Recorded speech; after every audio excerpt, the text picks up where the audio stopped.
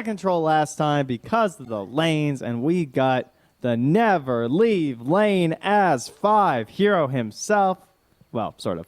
The Undying. That's the goal. That's where you want to be, okay? It's not an AA, it's an Undying.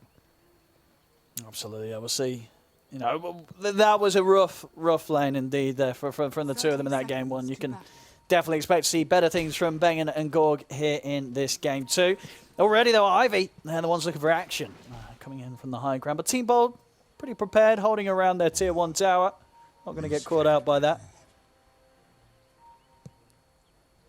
I feel like Pio65 was just like, yeah, I think I actually want to like play a game as CK. So he felt like picking that up again.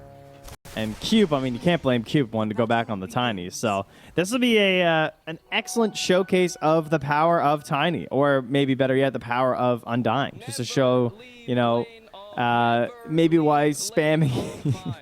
Speaking of spamming voice lines, and that's why sometimes you can run into problems spamming one hero all the time. We'll see. We'll see how Cube does in comparison, because this should be significantly worse for him. Let's have a look.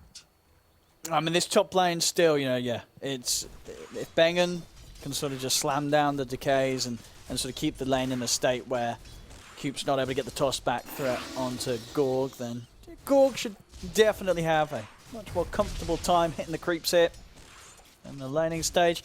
Look at some of the other lanes and the picks that we ended up on. I mean, the Zeus coming out from Weehar. Did you sort of like that way of Team Bold ending their draft? You feel sort of this Zeus provides something that they were missing from their lineup?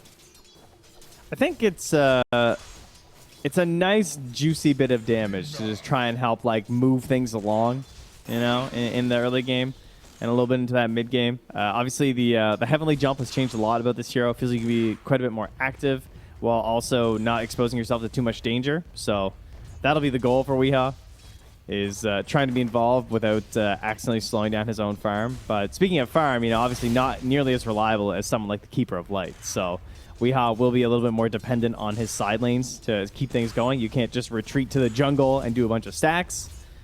And we'll see how that goes for him. And then, of course, down bottom, we'll have Pablo on his signature Rubik, backing up Zip Zapper's Centaur. As you mentioned, PO65 again on the CK, with the backup of JM's Snapfire this time round. And, I mean, this bottom lane, both teams have got a bit of potential to fight down here, a bit of battling already kicking off. Yeah, very tanky heroes around, though. I mean, Pablo, obviously the weakest of the 4. Hey, nice moves, though. Dodges the cookie to stay alive. So he will be the main person who gets just harassed down here, I imagine. Seen on the CS so far up top. Indeed, a very nice start for Gorg this time round. 8 for 4. Getting to farm very nicely here, thanks to Bengen on the Undying. And Onmi has already done the TP back home and back to the lane as well here. So Weehaw gets a courier kill there.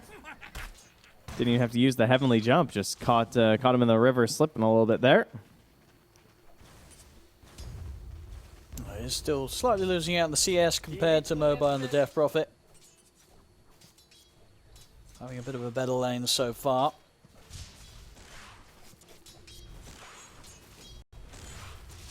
Still feels weird to see just how much damage Zeus has to right-click now. That's massive, isn't it? Yeah, it's such a big difference compared to the way he used to be like so reliant on Arc Lightning. Not to say it's not still useful, but at least you have chances now to last it by yourself. But yeah, Moe's been great. Lots of denies. Really pressuring under that tower, as obviously you're very confident as a Death Prophet, especially when you have level 2 Spirit Siphon. So if we, however, does use that jump, that could be the instant go for him. And Pablo, look at that damage. Oh, yeah, it was a nice cookie setup, but not enough to quite bring down Pablo. Rubik having the salve at the ready. Of course, at this stage, Zip Zapper has managed to get the Ring of Health, so it won't be too easy to harass out of the lane.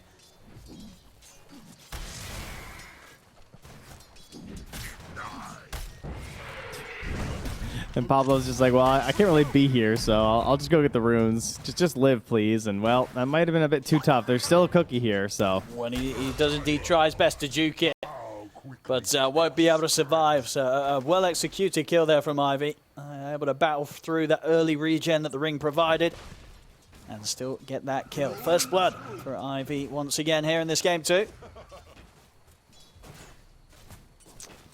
Cube here is maybe setting up for something here on the Gork as well. No, he'll just cover some last hits. I thought he was angling for a tree cut play there, but they don't have the most damage this early, of course. So better to just try and secure the farm. Don't do anything too wild. Mid lane, we've seen a little bit of pressure from the siphons into an instant jump. There's another one. They could try and make a play doing that with Cube. Speaking of which, he gets a toss up top, but it's just to send back Fengen. Never mind. Put him right back under that tower.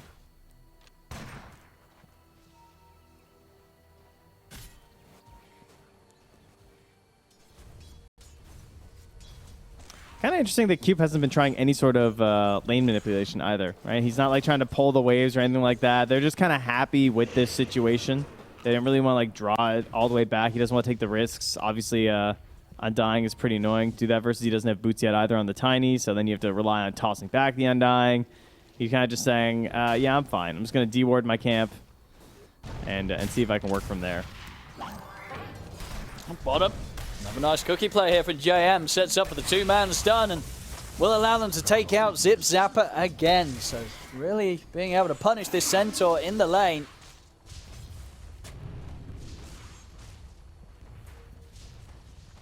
Pablo's got to be careful as well because Jim Mazento's almost level 4 here. It's just 12 XP shy. That's going to be a lot of damage. Obviously with the ability to pull and stun as well from the CK, it's a lot of chain damage. They're going to drop the tomb. So Cube catch the two of them quite nicely with the avalanche, and that will indeed allow them to hold Gorg far enough back that the multi-shot only gets a couple of connections in. So Cube's more than fine. Bottom lane, Zip Zapper. He's come back down here. He's in trouble again. This looks to be maybe another death for him. We'll see the telekinesis from Pablo. Buy him a bit of space. Hoof Stomp as well. Well, hold back PO65, but yeah, very much feeling the pain down here. Zip Zapper getting heavily bullied. It's a good thing the Zeus is on his team right now, that's for sure.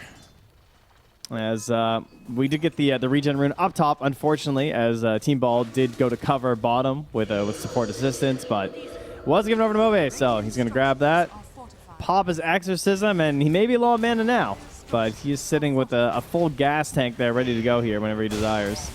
That's yep. Yeah, that's all I'm going. Always going to feel nice getting that early-ish kill with the Thunder God's Wrath.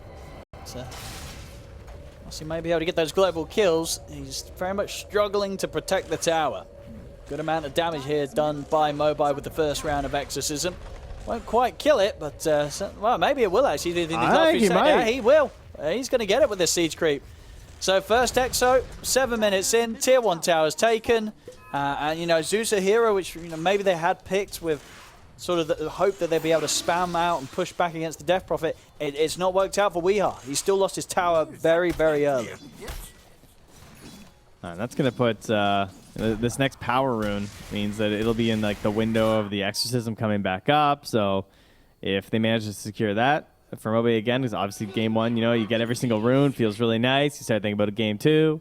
He says, I don't even need the rune. Let's just run at them. Like, what are we waiting for here?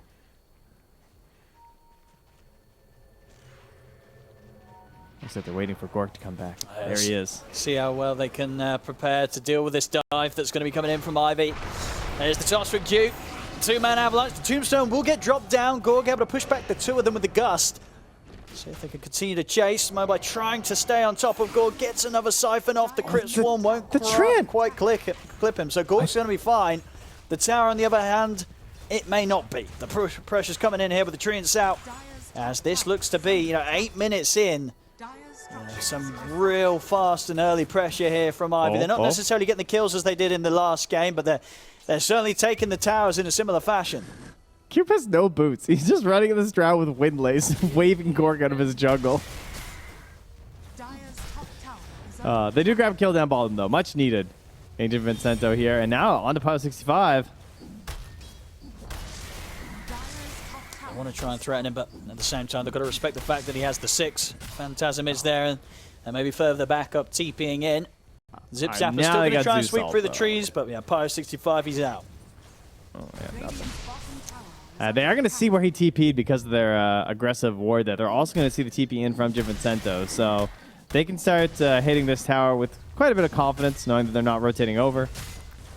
Givincento does get the read on that, though, and finds the D ward. So 2 rings in a Vanguard here, keeping Zipzapper a little bit tankier.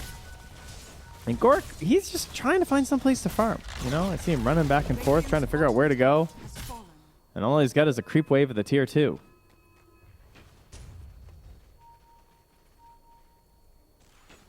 We'll see how strong Ivy feel when it comes to pressuring these tier 2s. Exorcism's back up for Mobi, so could be looking for his next objective. See if Cube is able to get some sort of toss back, because yeah, JM's coming over. The 2 supports looking to try and make life hard here for Gorg. Gorg's out. He'll keep a safe distance. See over in the river. Weehaw quick heavily jumped to the high ground. Just in time before they were able to completely control him. Again, though, the power room control is in Ivy's favor. Mobi will be able to grab up an illusion room. Well, the Tome is coming up for Cube. They're going to have 6 soon as well on Givincento. He's up top grabbing that that wave of XP. Looks like Omi's handing off to him intentionally there. Making sure he'll have that ulti. So they're going to have Kisses as well as Wrath of Nature. So lots of burst damage available for a potential turnaround here. Oh, he doesn't have the Kisses quite yet, actually. And he's going to walk into the 2 of them. He'll get very quickly taken out. Did manage to get the cookie off, though, with his dying breath. Let's see if that's going to be enough to set up for anything. There's TP in to close the gap. Owned me. Trying to see if they can still get something out of this. The Stampede from Zipzapper won't get Pablo out in time. Mobi still able to clip him with the Crypt Swarm. And in fact, continues to just run down Weehab all the way back towards his tier 3 tower. Well, there is an Exorcism here if they want to pop it. Might not even be necessary. I mean, he has just nuked the entire wave. I don't really think you have to. You could actually just use this for Roche if you desire. I don't really see them having a good chance of contesting you over there.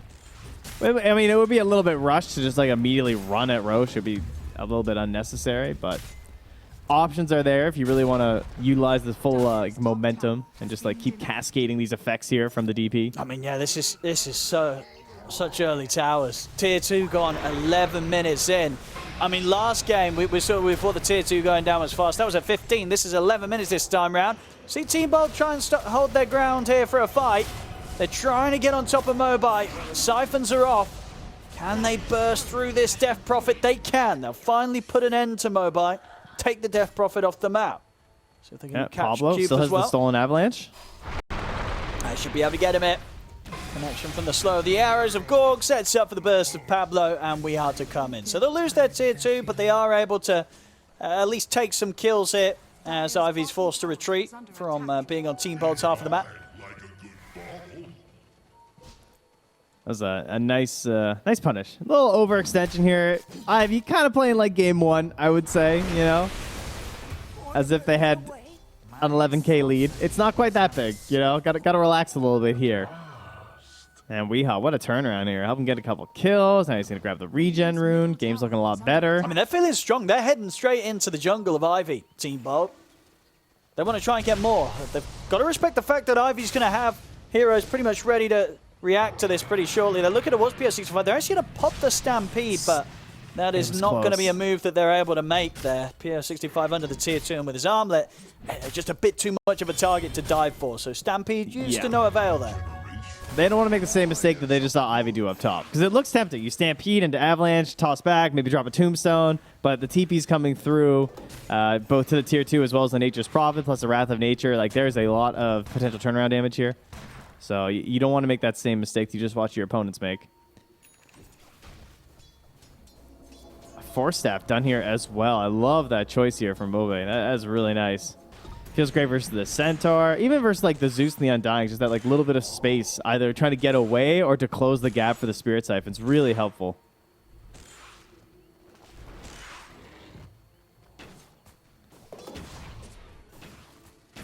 So here the odds provided by our betting partner esportsbet.io. As once again feeling Ivy have the upper hand this game.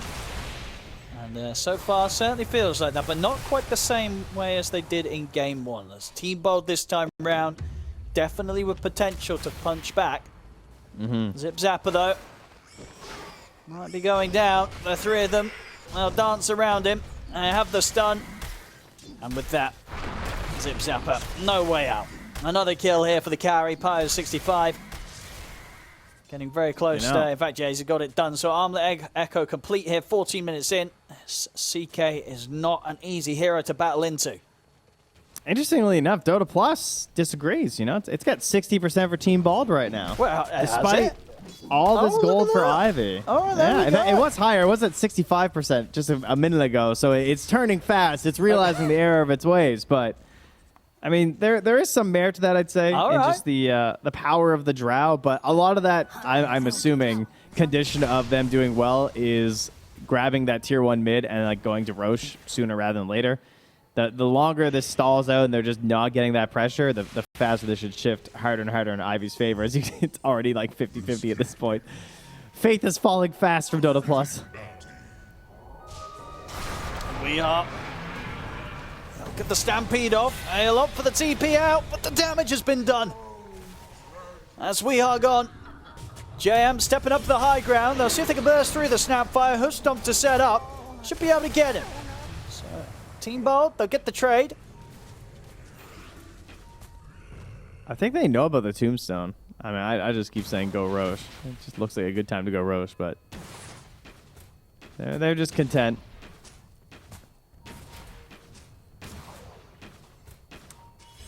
Yeah, this Orchid, though, is going to be a big problem because they just have nothing to deal with that right now on the side of the Dire. They basically just have Stampede, right? That's their save. See the Stolen Kisses coming out here from Pablo. Not quite enough lockdown to sort of set up for the connection on the front of it all. And Pablo will try for the TP out. He's not making it away, neither Zip Zapper. As Pyro 65 and Mobi run him down. 3 kills for them on the board. And yeah, the Exorcism is at the ready. A little on the mana from Mobi. So I'll surely have enough for it if they want to commit onto an objective.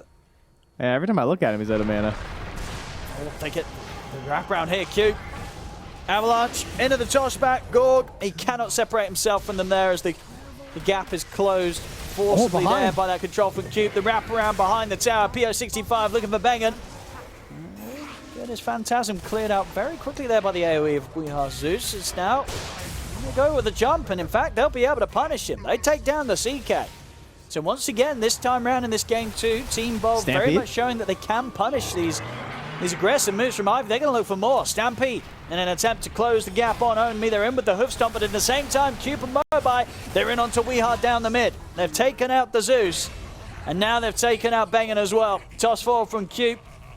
Sets up for another, and he will die to Gorg. As still with the 3 remaining members of Team Bold, they're doing a good job of getting some of these kills in return, making sure that, you know, that in these sort of bits of action, it's not a complete win for Ivy. Team Bold getting, in fact, a bit of an edge there with the XP and gold. Yeah, Gorg's getting his revenge here after being hunted and stalked for the past 2 games by Cube. Grabbing a kill on him there. And his inventory, I don't think has changed since the last game. I think this is about where he wound up on Drow. No shard, though, so, you know, he is looking even better. Absolutely. And only the 1 death so far this game on Gorg. So, feeling in a million times a better spot this time around. 12 to 10. Still 4k advantage for Ivy. I'll see Team Bold go for the smoke up.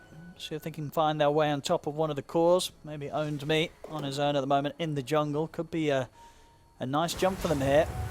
Oh, that'd be so good for them. They have the Arcane Rune popped on Zeus as well, but they don't quite have the reach. He seems aware that sort of move was to be coming in. Heads back and make sure that he's not in a spot that Team Bold are able to capitalize on. And now the Treants fanning out, scouting. This could give them the ability to Roche if they want. They're just like taking the outpost. Yep, easy control, and in we go. So definitely one of the best parts about Nature's Prophet is just fanning out those treants, getting the vision. So they're probably going to know it's being contested. They sort of had a ward down bottom. Now they don't see anyone. If they're paying attention mid, which I'm sure someone is, they see them clearing the wave. But they don't have the ability to really do anything about this.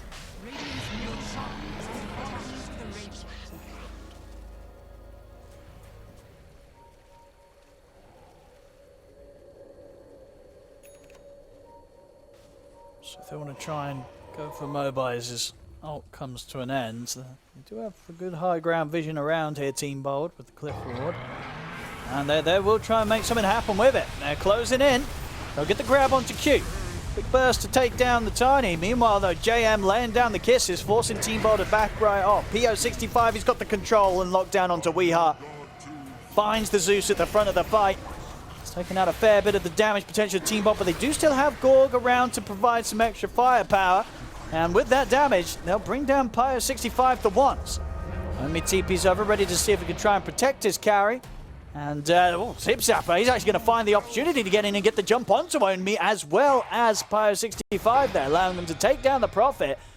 See if they can chase for more, but Ivy, as a unit, they will back off. So again, Team Bold finding some good action, and Gorg also getting to join into some of these fights. And perhaps most importantly, Pablo's living coming out of that fight and has like that extra nuke. He's got the scatter blast, so now if you smoke up, you know, maybe you can wait till the Stampede's back if you want to, but if you want to get a little bit aggressive here, you've got a good chance to make a play happen.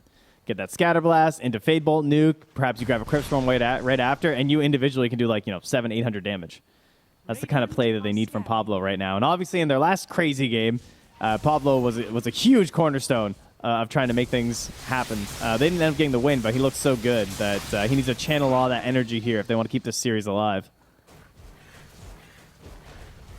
See, they're going to be able to make a move towards Ondeme's very close to having the BKB, so soon it'll be much harder to catch and burst the Prophet.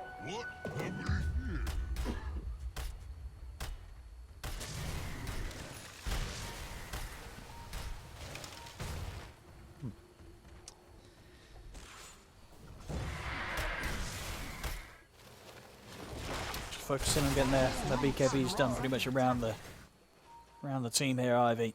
Pyro65 also wanting to have his done before the next fight. Doesn't get caught out by this heavy magical burst that we've seen Team Bold be able to threaten kills with. Yep. Just playing a little bit safe here. I'm sure they're well aware they don't have this giant lead in the previous game. Ooh, that Treant, if they're paying attention, it is scouting a lot of stuff right now with this smoke. It might be hard to catch Ivy by surprise with that, as Cube's the only one that's hovering around this area. And even then, he's going to be quick with a blink. He was ready for that one.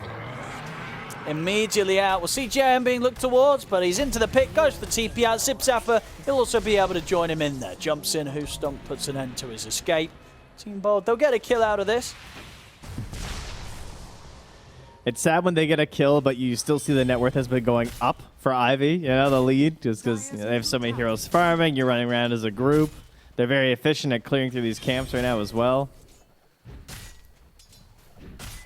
But they claw a little bit back there with that gank. They establish some territory for themselves. And what kind of items are they going to look for? I mean, we got these BKBs coming on the Radiant.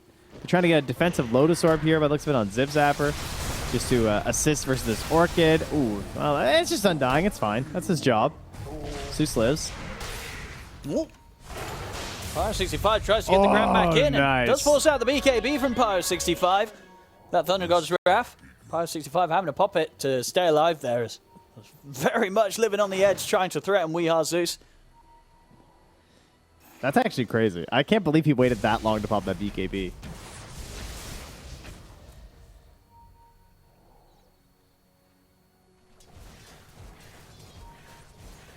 See, BKB is now done as well for Owned Me. So, fights definitely getting a little harder for Team Bold, and the way they rely on taking the kills with this mid Zeus. Weeha's trying to get in towards this E-Blade to boost up his damage. and give himself a bit of a defensive mechanism as well, of course. But Mobe just so tanky. Has the Kaya Sange, the Force Staff. They have some trouble already just like initiating fights. Like there have been moments where maybe Team Ball could do something, but unless they burn the Stampede and the Centaur Blink, it's pretty hard to just like get in right now. And so anyone who's able to kite these fights a little bit here for Ivy just makes that initiation so much worse. But there you go. Centaur just consistently finding a nice target in that Snapfire. Yeah, being good with the jumps here, Zip Zapper. Had a bit of a tough time in the lane, but very much being the setup that Team Bold require at this point. 14 for 14. Still this 5k lead for Ivy.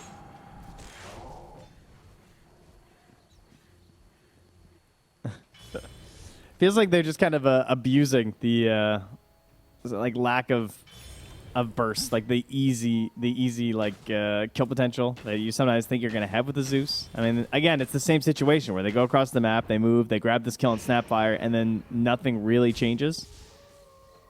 And now we have BKB and Mage Slayer just sitting here with 565, and there's a grab. If he can get out of this, he might just be able to. Quick blink there before any instance of damage came in. I'll get caught by the silent Zip Zapper, but that's no worry to him at all. He's able to walk off the attempts there at the full lineup of Ivy. As the 5 of them came in towards the jungle of Team Bold to try and look for some action. Pyro 65 will show himself in the mid. Team Bold, and you saw there, maybe even thinking if they could try and go for the attempt onto Pyro 65, or at least force out a BKB. The rest of Ivy now swing across behind him. And another smoke up here. Cube looking for that blink jump in combination with the kisses here from Jim Vincento. As the gem picked up now as well, so they're going to look to close in this map on Team Bald. Only level 11 half though, so not the most damage from the kisses yet. Oh.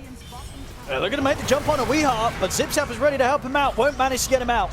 Even with the Stampede, Weehaw still gets caught by the damage of Bio 65, and now down the mid they go. Only into the high ground here with the TP of the BKB, stands his ground, takes out Pablo with the help of Cube's damage inside the base, and they'll be able to force out the fortification. Double buybacks coming out as well, straight away from Team Bold here. Pablo and Zip Zapper. So quite an economic victory there for Ivy, continuing to pump up their lead. If they can maybe find more. Cube tries for the toss back. He will get it. But in fact, Zip Zapper, he's got to go and find himself a 3-man Hoofstomp. Looks very fancy. But as it is, there was no follow-up. A 3-man Hoofstomp that they weren't able to do anything with their Team Bold as a unit. As Ivy, they'll actually make it out with everybody alive. Pablo's trying to find something. They put the Zeus ult, but nobody low enough to get taken out by it with how well Ivy was able to retreat from that one. Honestly, a bit of a miracle, really, that Ivy didn't lose anyone there, but they very nicely back away and keep all alive. Pablo is doing his best here with his little floating cubes. He's going to go put his own counter pressure of Treants in this bottom lane.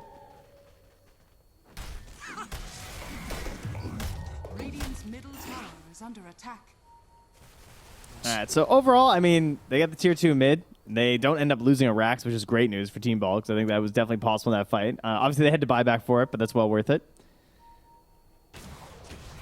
And Pablo, I wonder if he goes for his shard now. I wonder, is that useful enough for this next fight? I feel like he is going to have a hard time waiting for his blink, as nice as the blink would be. I feel like just getting Shard might be the play to try and reposition Weehaw and Gork and actually get them involved a little bit more in these engagements, especially with Weehaw's E-Blade. You know, if you double up on the save, can really help with the value. So, yeah, he does queue up the Shard now. I like that a lot.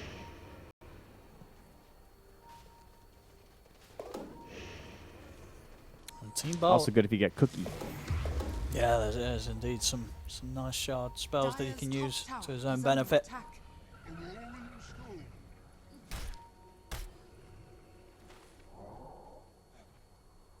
I see what Ivy's next move is. Holding this position, and both teams sort of mirroring one another on the opposite halves of the map. I can tell you what I want them to do, if you want to know. And what's the next move?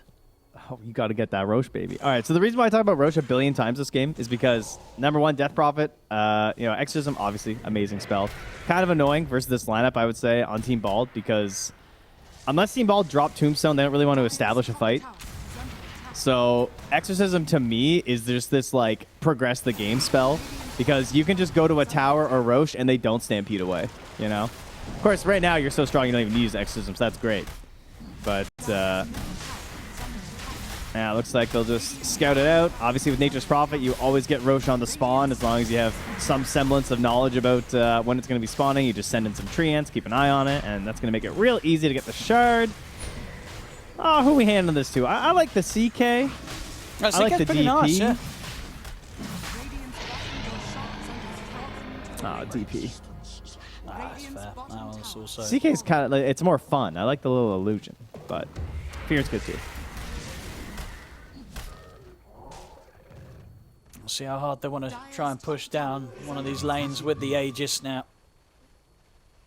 Team Bold, they're able to get this bottom lane pushed all the way back over with the stolen treants. Pablo will start to tickle onto the tier 3, force back at least some sort of reaction from Ivy. It will be owned meat that heads back to deal with a little bit of pressure being applied.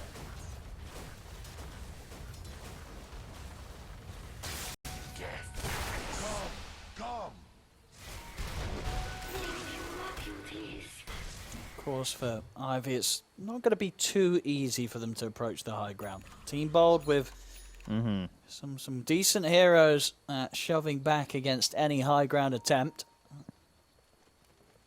Yeah, it is an interesting one because on the one hand, you're like, all right, they have Exorcism, so that's great for pushing, as they do grab Zip Zapper here, and they have a lot of damage and guaranteed chainstone there. So that's easy. But it's the constant nuking from the Zeus. Like, Weehawk got the early shard. He has the E-Blade. He also has a assemblable Aeon Disc right now.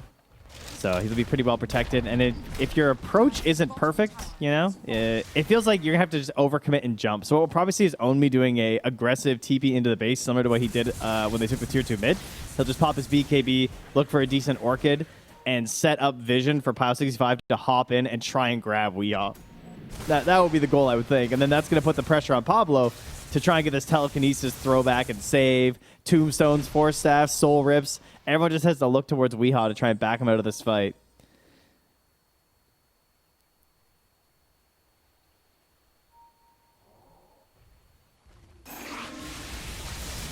Very much feels that Ivy, they do really respect that there's going to be that potential from Team Bold on the high ground.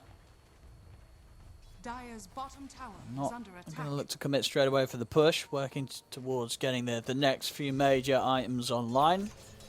Their heroes.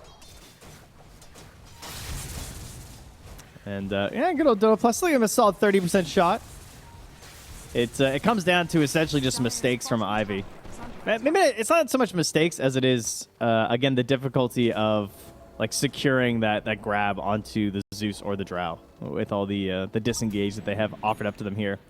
Fighting on the high ground is really just not that advantageous to them. I'd like to see a Scotty from Pile. Yeah, he's going to buy that next. I think he just gets Scotty. He feels even scarier. That feels really good going high ground.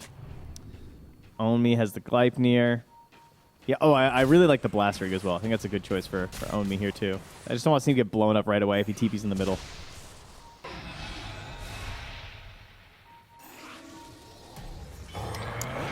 We'll manage to start the fight here as they look towards Cube, but not able to get the burst off, as Cube's going to be fine, able to turn the combo onto Zip Zapper, and it's actually Zip Zapper that ends up in trouble after trying to start the fight with that jump. He goes down. See banging on the retreat, but Onmi TP's in and managed to clean him up as well. So both heroes taken down there from Team Pod. They try and look for that fight outside of the base, but does not go as they would have hoped. Yeah, Weehawk just clears one more wave before TPing home. Not really much Onmi's going to be able to do about that. And Pablo, oh no, Pablo. Cute.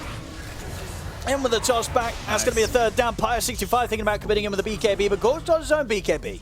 Pyre 65 is going to opt for the TP out. With the remainder of the BKB duration, he will manage to safely retreat. Team Bolt, they are able to hold the high ground and push back Ivy. So with the Aegis expiring in less than a minute, unlikely that Ivy's going to be able to make that attempt again with that. They lose a few heroes here and there, but very much showing that they do have the power to hold the base and make this game a rather difficult one for Ivy to close up despite their lead. That's actually just so... it's such a support mentality of Cube there, where he just knows that like Pablo is going to come forward. Because they know Pablo had Crypt Swarm because he got out of the last fight and he'd popped it a few times. So every Rubik player is going to do the same thing there, right? They're going to run towards that wave. They're going to try and Crypt Swarm and Fade Bolt it to try and clear it. And just as it's approaching, Cube just jumps back there, you know? Just he makes it so easy for the team. And forces them to respond there, so... he does have his buyback now. It has ticked back into timer, so that's good news for them. Same thing with Zip Zapper. So at least it won't be timelines holding them back on the side team ball with the buybacks. It'll just be gold.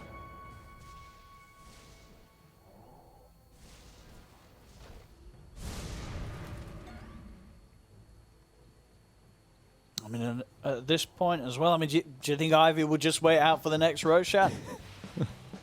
Well, you know, it looks like a pretty good idea. If I'm being honest with you. It's not fun going high ground. The one way you lose is a bad high ground. That is it. Like, them fighting out on the map just does not look good for Team Bald. I think the odds of them being able to burst down more than one of your heroes, even if they get, like, this perfect jump, it feels like they can kill one of your heroes and everyone else just gets away. So...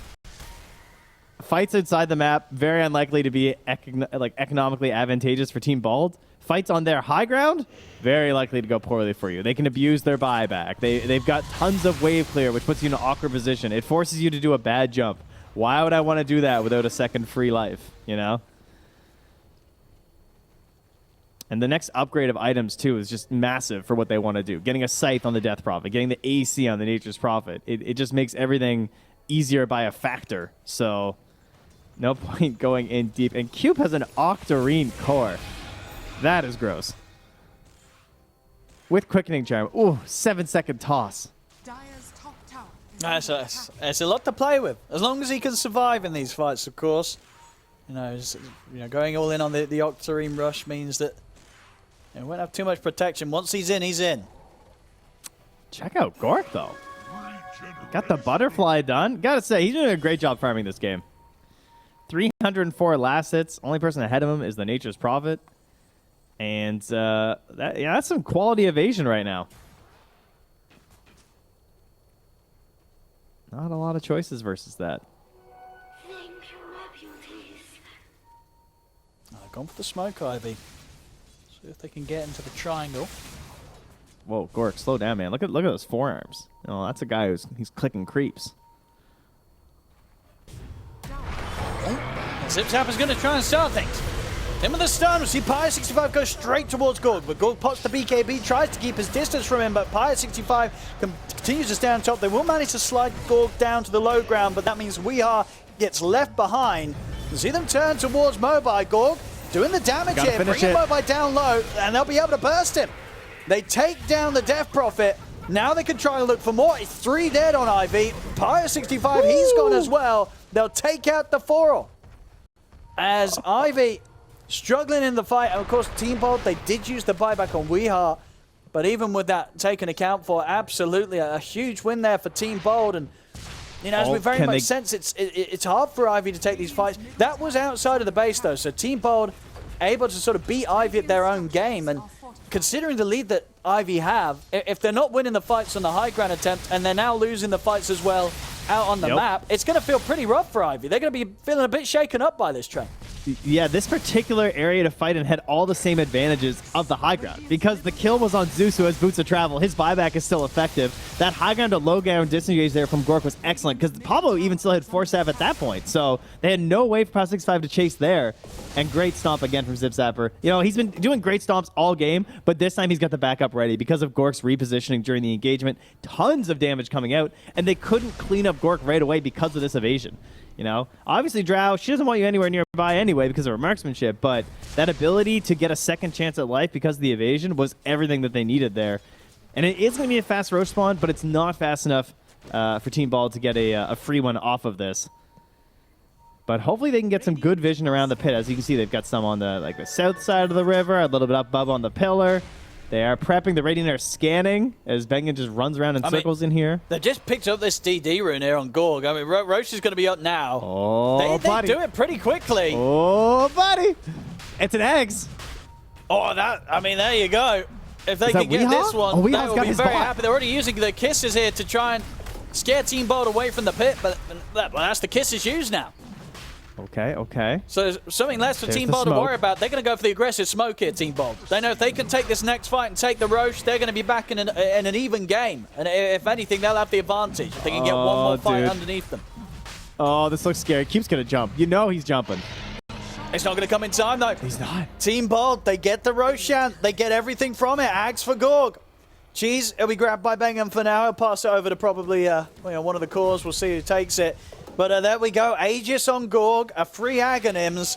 Things are really starting to look up for Team Bold in this game, too. There's only a 1k gold difference within it. And if you consider how much of a lead Ivy had, this is Team Bold in the driving. So, they're the ones in control now, Trent. I would say so. I mean, the one thing that could turn it would be a Blink Scythe from Mobe, but he went a different path. He ended up not going for it. So that is really going to help them. As WEU, of course, was working on the Aghanims, has fully purchased it as well. So we have double Ags upgrades complete.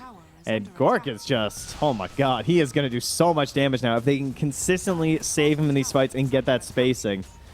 Absolutely. I mean, to the point where, with the amount of farm that Gorg has and the fact that he has this free Aghanims, that it's not even going to be bad if WEU dies at the front line. If WEU dying means Gorg's able to kick out damage from the side of the fight, then it's still very likely to end in a positive fashion for Team Bold.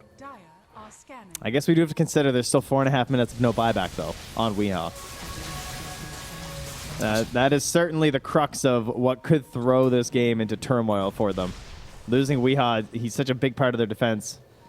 It does still have the potential for the assembling of the Eon Dish. Something that I think he had that early, but I guess just didn't quite manage to do it in that last time where he got jumped and committed with the buyback. Yeah. So he still has that at least for the next fight, if he's able to focus on getting that put together if he gets attempted if they attempt to jump him. And look at Gork, he fully just buys the Silver Edge. Buys out, says, I got Aegis, we're fighting for the one fight. Okay. My Zeus isn't coming back. I mean, I like it, living on the edge a bit, because indeed, if somehow they find Gorg alone and they kill him twice, it could feel kind of bad that there's no buyback available. But we like to see the games put on the edge. Well, we do. Teammates, maybe not so much, but obviously they're down. They know what Gork's about here.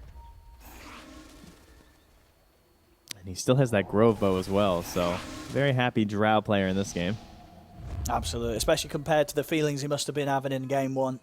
Even though it was, as we saw, I would have a bit of a giggle about it. But it would not have been fun in a Dota sense, playing the sniper in that Game 1. Perhaps the worst part is that somehow this game will actually feel worse if you lose, Because you've brought it back to this point. Yeah, we're on even footing again. If anything, they will have an edge. Absolutely. If you're losing a stomp, it's kind of. Oh, they're gonna go on Cube. Zip-zapper. They'll get the jump on him first. They jump the Tiny, and of course, Cube with this Octarine brush, he's not really got anything to save himself once they get on top of him and that sort of control. So that's Cube out for 70. Jeez, those mid waves are so terrifying. Everyone just tries to get their gank around it. Everyone's just lurking in the tree lines next to it. You're never quite sure how much of the team is there. Tombstone committed here.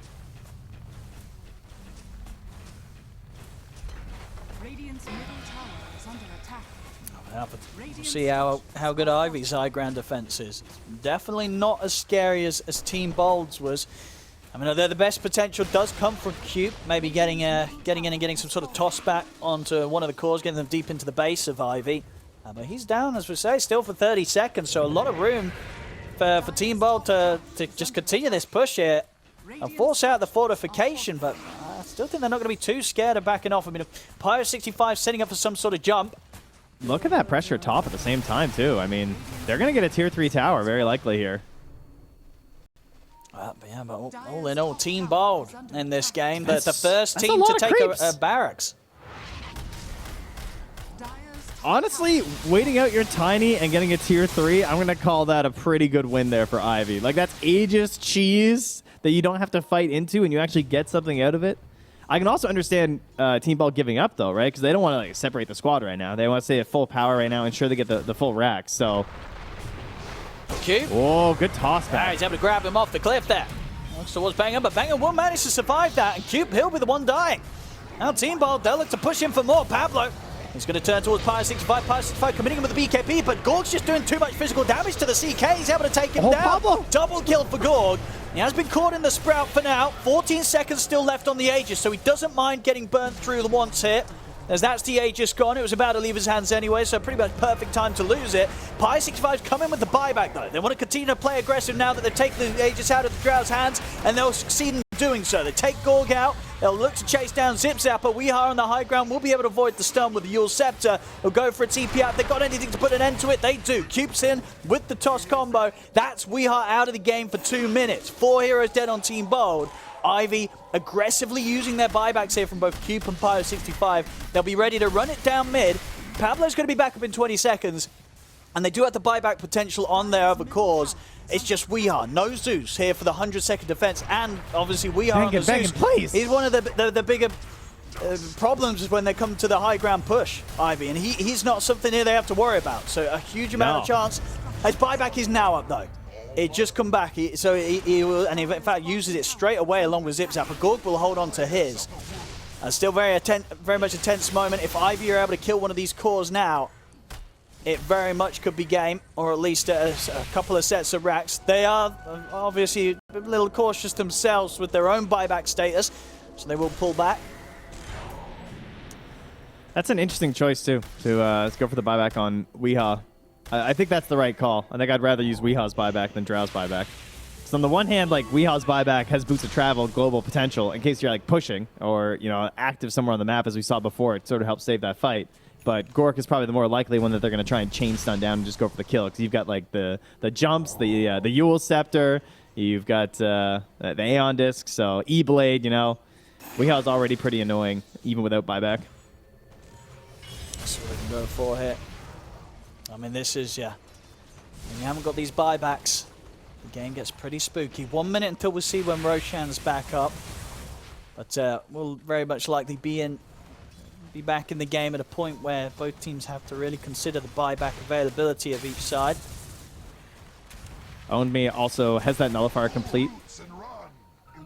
He's worked on that one for a long time, and that's a huge part of what they've been doing right on the side of Team Bald, is this force staff plays, just trying to separate and disengage the fight utilizing that. So good choice here from Own Me to try and dispel that and keep it as a tool that they can't utilize as easily. We'll see what they can get with this smoke. Team Bald deep into Ivy's half of the map. Same to be said for Ivy. So who gets the wraparound on who? This could be a very, very deadly fight for one of these two teams. Ward. They're going to have their eyes on Omi. They're able to get him with the jump. They're able to jump him before he's able to get the chunk with the BKB. Oh, no, the touchback, that might just save him. Omi's still alive there. Cube. Gork goes in. And in fact, Gorg's able to take him down. The TP out from Omi will not be successful. Gorg able to make sure that they can punish that. He's getting run down by Mobile, but Gorg, he's got a fair bit of backup by his side. Pablo, Weehaw, and Zipzap are ready to try and help keep Gorg safe, and they'll manage to do so. Gorg's able to step out to the side. It's Mobile now who's pretty much on his own, deep in enemy territory. Zipzapper finishes him off with a double edge. It's 3 dead on Ivy. Team Bald take the fight. They keep Gorg alive. Pablo, he's even looking for more. He's going to be able to chase JM up into towards the Roche pit. He's going to need a bit of backup if he wants to burst through this Snapfire. Zip-Zap and Weehaw on their way over. Quick cookie over the walls of the Roshan pit should be enough to save JM. He gets away. There we have Team Bald taking the fight. And Gorg, they just can't deal with him this game. He's able to live. That was insane. As the Drow chasing down that kill right there is so scary. But, you know, he's the one with buyback, and he gets in there with the BKB up on the Nature's Problem, barely surviving. He was down in, like, the double digits there. He got so low. It was a beautiful attempted tossback save from Cube, flexing off the tiny skills that he has. But not enough there. As absolutely. Your streamer, ladies and gentlemen, he chases them down. Look at this save again. It's pretty insane. He still had sort of 2 attacks chasing him down. It just wasn't enough to kill him off immediately. But yeah, Gorg, he wasn't having any of that. Just He's drifting, charges dude. through. He's like, I'm getting this kill. And he does. And yeah, Mobite at this point, you know, very, very strong on the Death Prophet, but not quite strong enough to deal with 4 heroes from Team Bold on his own. Well, the Force Staff's not just used defensively. Have him there for the chase down, but They're going to get another Roche ship. they certainly are. Spawned pretty Who's early. taking this axe? Oh, come on now. it's Come the on, Zip sensor. Zapper. Oh, no. he did. Oh, no. This Oh, no. could... No, but you've got to be This is careful not with good. these. Oh, no. Why'd you do it, guys? Don't. You got... Oh, no. We'll be careful. Why, Pablo? Why not? Like, surely. Oh, that's... Imagine having Pablo on your team, on his Rubik, and you don't let him take his Aghanims. Oh, that's just... And you- come on, and you you got to give let it to the Pablo on the Centaur. Rubik. Give it a mags to play with. Oh my goodness. How far that axe has fallen, apparently, that we're taking Centaur over. That seems crazy to me. Let's have a look. Maybe we'll see some pretty cool rides coming out here from Zip Zapper. Radiant's top tower is under attack. I mean, it is really good versus CK, right? Because he has no way of targeting you, I guess. Like, That his is illusions true. can't hit you. Radiant's You know, top you're just tower in the has cart. fallen. Yeah, he's not going to be able to sort of focus in with a rift or anything to grab you in.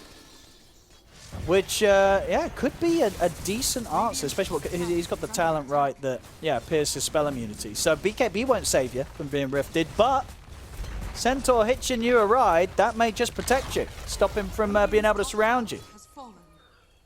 Oh, I'd love to see it pay off. Dire's bottom tower is under attack. The trades have been pretty good. I mean, they have Nature's Prophet on their team, so that always helps. Under attack. Between the Treant spam and everything, it can enable you to get better trades than most games. So despite being in a disadvantageous position, they're still able to get some good moves here. And of course, all these little knockdowns here from Ivy just mean when you get that one chance, you know, if you get the big punish on a buyback or something, Is under attack. you can really turn and burn down these lanes. Look how far back Onmi's playing. He is way out away from his team.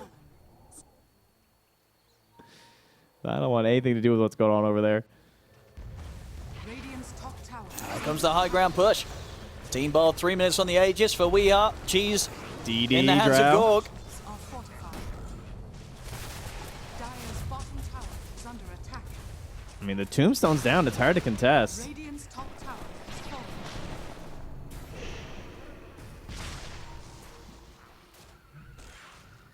And, I mean, theoretically, they can also, you know, go base right now. You know, they've gotten the top tier 3. Look at this wave pushing down bottom. That's a lot of creeps. And they go. Mobile's going to try and start it. They'll use the Stampede from Zip Zapper to attempt to separate from the Death Prophet for now.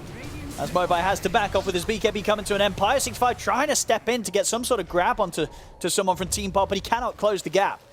They'll only get Zip Is he Zapper gonna from TP this. in? Really want to get more from it as the smoke's there as they attempt to chase down Team Bold, but Team Bold a bit too quick with their retreat.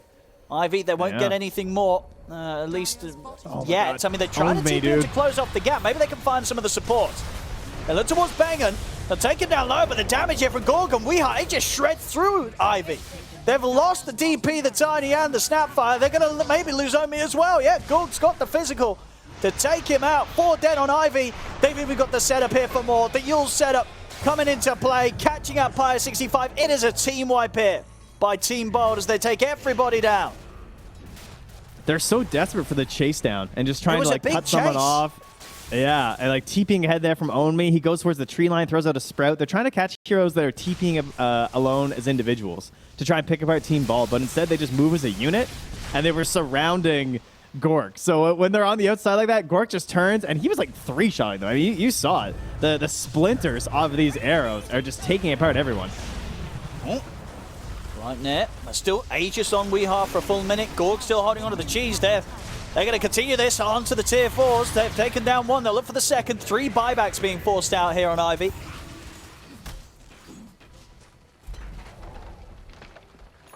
So they'll happily back off Team Bold. Wait for Zip Zapper to get back in play. They know the next fight. They get any of these, 4 members of Ivy now. Just use that buyback. This next 7 minutes for Ivy, it's pretty terrifying. If they step the wrong foot forward and get taken down, it's going to be game over for them. It has been a back and forth game here. That is for sure, as you can see up top there.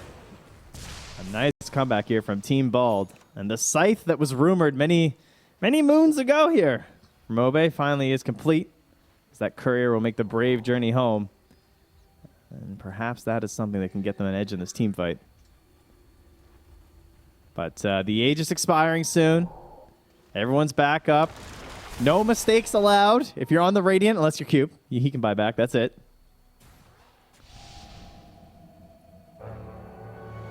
And one Centaur to hitch some rides. Oh, we didn't get to... He's not managed to use it yet, right? I don't think so, no.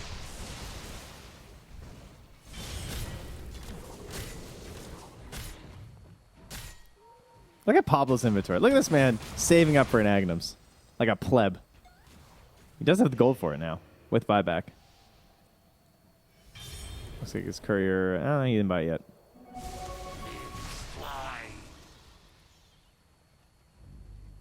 It's definitely seeming just increasingly hard to see any sort of way that Ivy can get the win in this one. This really does feel like it's moments away from Team Bob being able to close this one up.